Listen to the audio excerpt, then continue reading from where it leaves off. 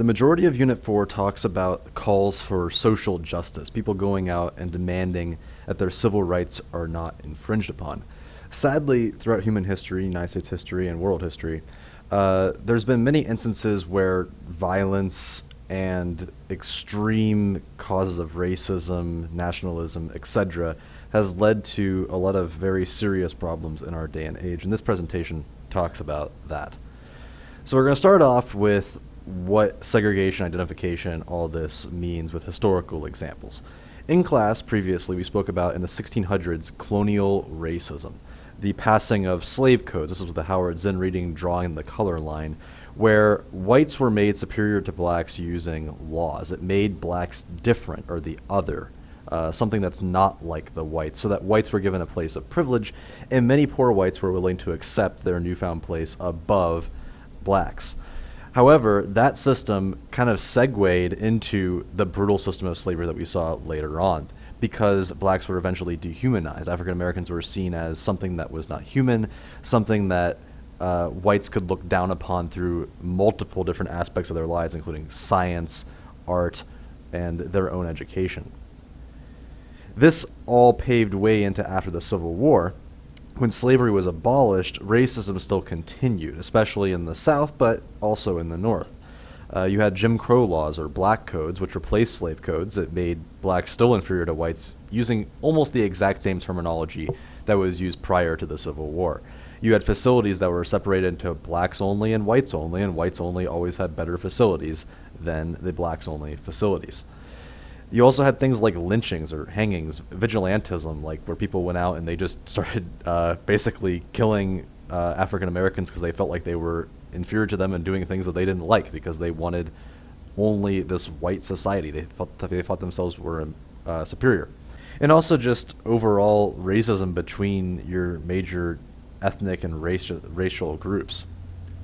The first step behind all of these major issues comes through identification. Segregation is the result of identification. That's where you mark a certain group as other, someone different than you, something that makes them stand out. Skin color is typically the thing that we look at in American history for the reasons behind a lot of our divisiveness between different groups of people, whether that be Asian American, African American, Latino American, or Caucasian American.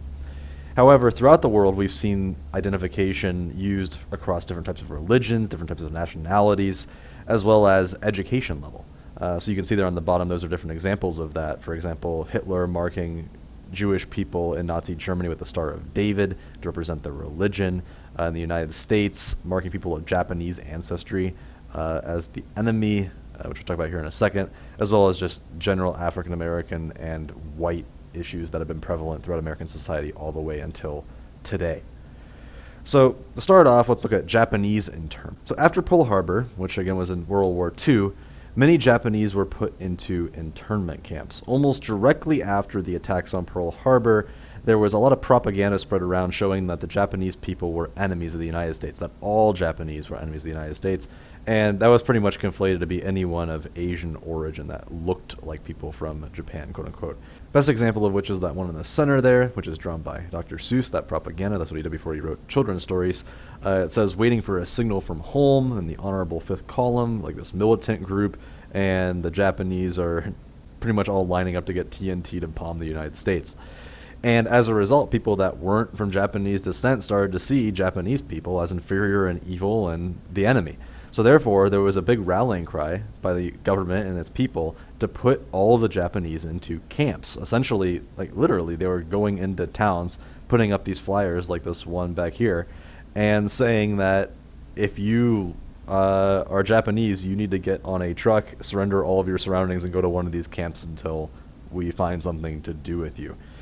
And this led to kind of massive segregation between Japanese and non-Japanese people in the United States. Not to say there wasn't racism between Asian Americans and white Americans before, but this just kind of exacerbated the situation.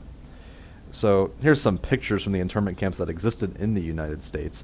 They were located throughout the whole entire western coast, and basically throughout the entire time in World War II, Japanese Americans were forced to live in these settlements and many of them were forced to close their businesses, give up their houses, etc., because they could no longer pay for them. Plus, they just weren't occupants of the area anymore.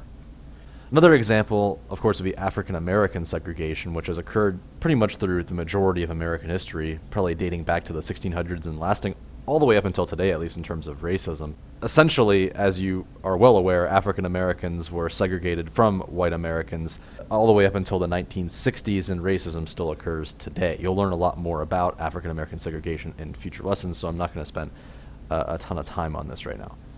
So, what are the dangers of identification and segregation?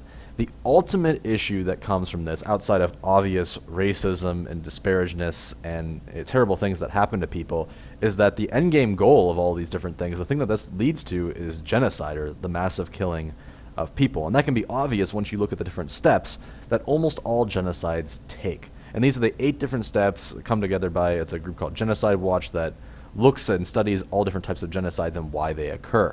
So the first step of genocide is classification. That means you're making people separate from one another. You're encouraging people to separate. This would best be exemplified in the slave codes in the 1600s, where black Americans were kind of identified as different and separated from their white counterparts, even though they were both lower class. The second step of genocide, and these can kind of occur at the exact same time, is making the said people that are identified separate. So, for example, symbolizing black with being bad, or black with being violent, or black with being evil, or symbolizing Asian as being someone that's the enemy. It's looking at someone's physical appearance or their markings or how they look and making that symbolic of something that's inferior, something that's bad. The third thing that comes out of this is then dehumanizing those said people to be less than the dominant group. So making them appear less than human. For example, in the system of slavery in the United States, those people that were slaves were considered to be not human, almost like dogs, something like animals that people controlled. The fourth step is then organizing that dominant party to come together and say that the other group is inferior and that they should band together to make sure that group does not become powerful.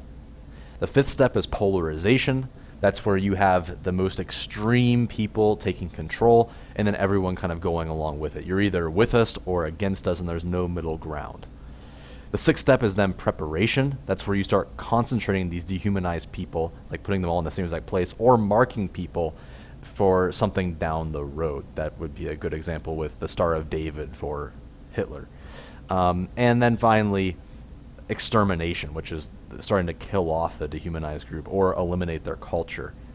After the extermination occurs, after the actual genocide takes place, typically people go into denial, where they try to revise the history of what occurred or lessen the blows so they don't look as bad, so they can continue to be this dominant group. So the major example that everyone knows is the Holocaust. Hitler was elected based around, one, making the economy very strong in Germany, and he actually did succeed at that, but he also blamed all of Germany's problems, including its economic problems, on the Jews.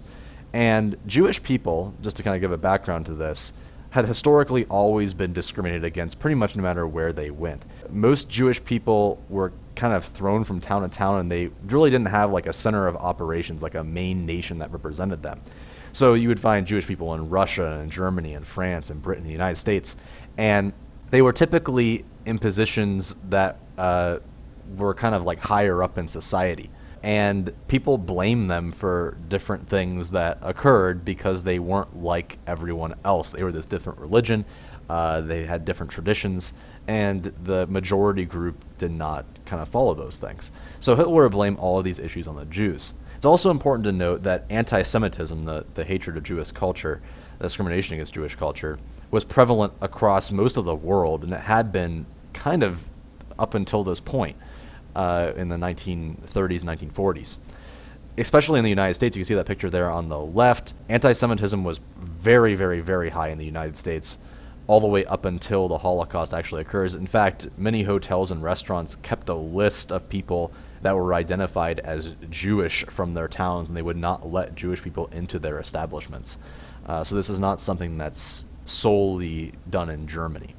Hitler had this whole system where he would identify, classify, and eventually start to mark Jewish people in his society with the Star of David. And then he would start transporting them into ghettos or into areas where they were concentrated, and then finally into concentration camps. And there is a short documentary to watch over the Holocaust that kind of details the horrors and dangers that come with genocide and the Holocaust. So recognize that the Holocaust is obviously not the only genocide that has occurred in world history. The Holocaust is the largest, killing 11 million people, which is really an incredible number for devastation.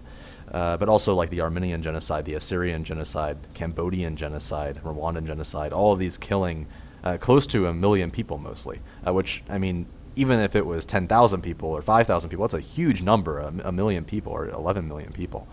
And all these are for different reasons, but they all share these common steps that I said before. For example, the Cambodian genocide, which occurred in the 1970s, it consisted of this group called the Khmer Rouge, who essentially went into Cambodia and wanted a return to what was called Year Zero. They wanted to return to nomadic society where farmers just worked the land and there was no rich overclass. And they classified people based on their education level and how much money they made. So anyone that, for example, wore glasses, which they saw as someone being intelligent, was killed. They killed off all teachers and all students. They killed off anyone that was basically not an agrarian farmer. And they would classify people based on looking intelligent or not looking intelligent, or having money or not having money. All of this is important because in order to prevent genocide, you have to understand how it happens. And if you ignore all these different things that happened in the past, you give danger to something radical or something dangerous happening in the future. That's the major danger behind prejudice or classification of people. As long as you are stereotyping people, there's always the concern that, one, you're obviously discriminating against a group of people, and that's never a good thing. But two, it could lead to something far, far worse that we need to make sure that we don't get into a rhetoric, a type of dialogue that we don't want to start talking about. So it's important to recognize these different stages of genocide, especially when you look at modern politics today and what people say about those that are of different race or different religion. For example, Islamophobia, or the hatred of Muslims, or the being afraid of Syrian refugees that haven't really caused any terrorist attacks as far as we know, and just kind of lumping a big group of people as something that's the enemy or something that's different than you, and just kind of seeing it as something bad.